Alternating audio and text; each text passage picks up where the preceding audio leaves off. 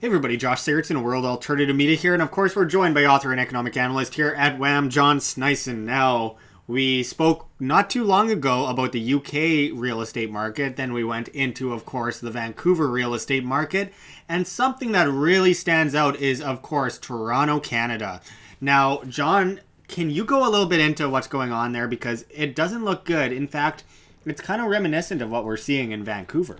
Yeah, it's all the things that are fueling this, like they're trying to blame the government, the real estate agents, and so on.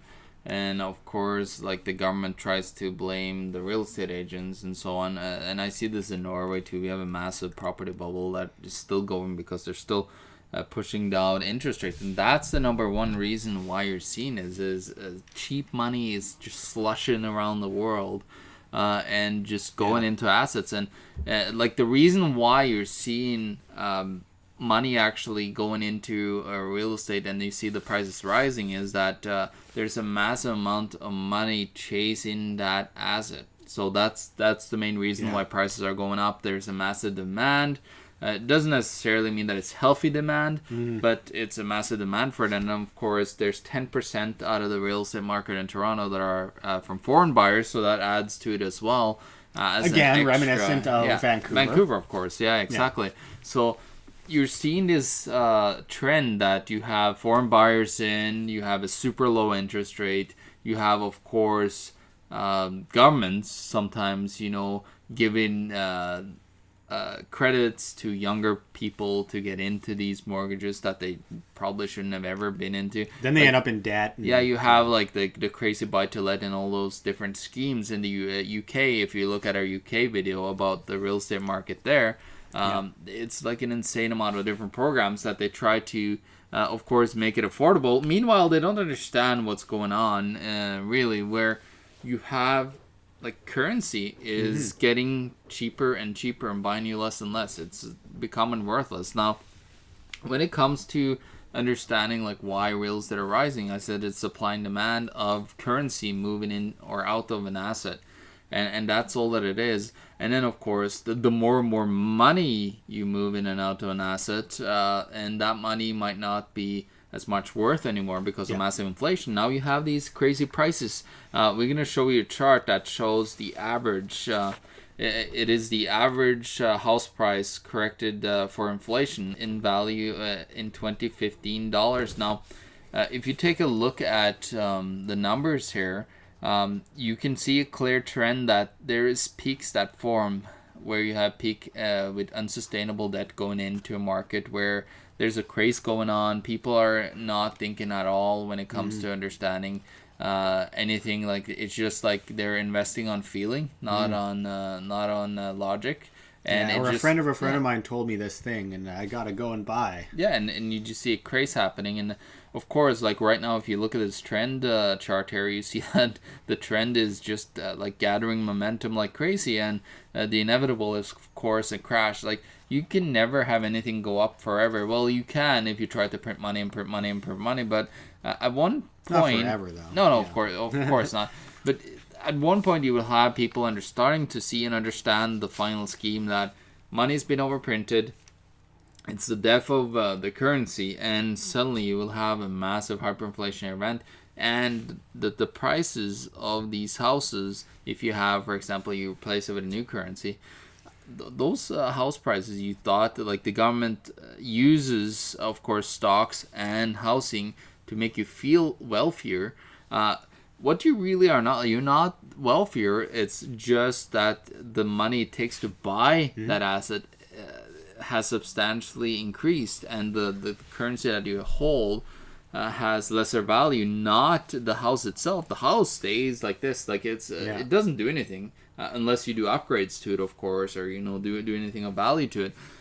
You got to understand that houses does not make you rich. Like when people look at it and think, oh, it increased this and this much, well, it's actually not so much that case. The more case, like the case is really that your money is buying you less and less house. Okay, so let's, like, just for the point of the video, put money in quotations. Currency is printed. Markets are manipulated.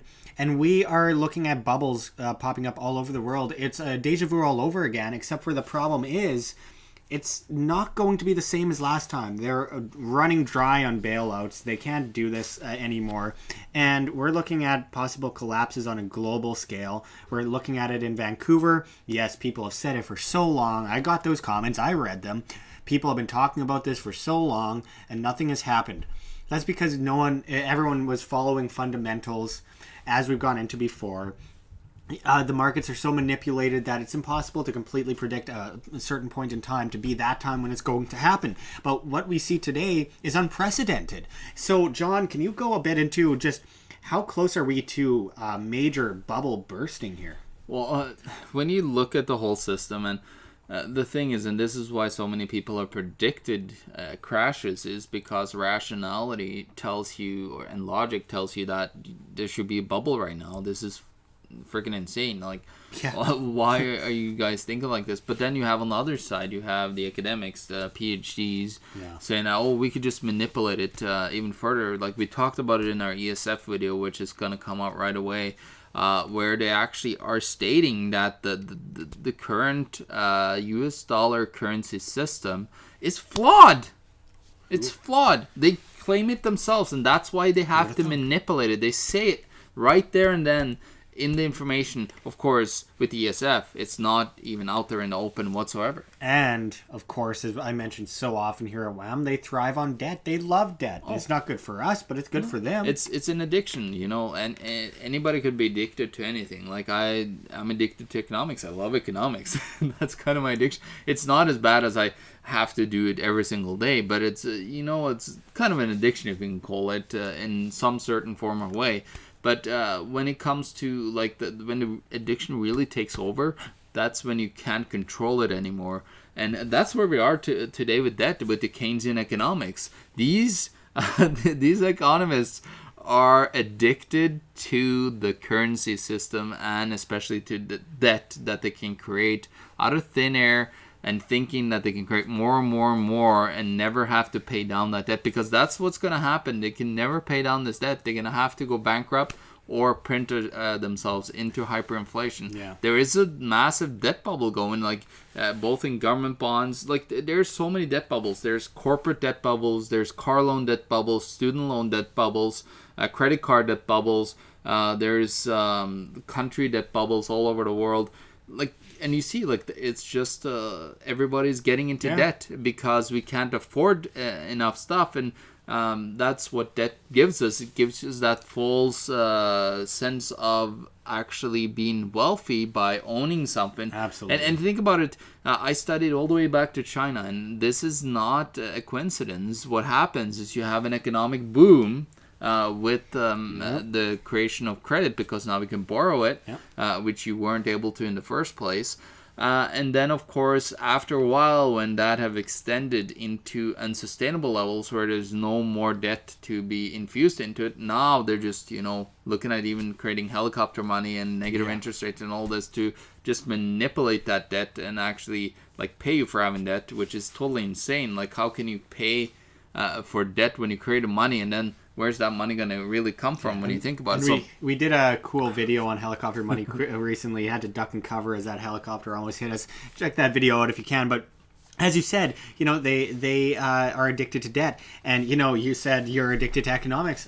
I wish I was addicted to economics. Unfortunately, I'm more addicted to the dangerous prospect of chasing politicians and yelling at them and almost getting tased, and then shaking people by the shoulders and screaming in their face. But, all the same, we all have our addictions. But it's one thing when you have an addiction. It's another thing when your addiction enslaves other people. And that is a problem because, as your book says, The End of Freedom, how our monetary system enslaves us. We are being enslaved. That's a whole point. And if we don't start focusing on freeing up these markets and getting out of this non-voluntary coercive system, then we are going to be completely enslaved. We are going to be wishing someone took us by the shoulder and shook us, because the fact is we have very limited time left. This is a global economic issue. We are watching central banks printing money out of thin air all across the world and creating this world monetary union, which they've been talking about for a long time. And as you mentioned, they say right in the ESF that Well, it is worthless. It's going to fail. Yeah. But let's just keep propping it up. Let's try and create shiny things, shake some keys in front of some babies, and that's basically what they think of us. We're just babies that they can shake keys in front of, and maybe we'll cheer up. Well, it's about time that we start learning about these issues, and we start standing up to these bastards that are doing everything to basically run us right off that cliff and plunder us. We've been talking about it a lot at WHAM. We've done hundreds of videos now, and it just seems like people aren't learning, but I get a lot of optimism every day when I see there's always more subscribers, there's always more people watching, there's always more people commenting. Messages getting out, it's perfect. Yeah, absolutely. And, I'm starting to see even the mainstream being forced to talk about these issues. So let's keep getting that out there. Let's keep putting this stuff forward. But, John, before we end, what's the bottom line? Well, the bottom line is debt creates addiction when it's an unbacked debt, which means that the debt that you took upon yourself doesn't create anything of value, or you can innovate with it and create more value or create more of a resource and so on. If you don't do that with the debt, it's completely unsustainable, and that's what 90% probably of debt today are. It's unsustainable debt that is just gonna bring us down, and every single time it does this, and it's an addiction to debt that we have to stop, and we have to understand that it's fine to go into debt in a system if you want a system with debt, but the thing is, when you go into debt, you gotta make darn sure that you can actually provide something of value or create something more into society to actually make that debt that you took on to valuable money and investment.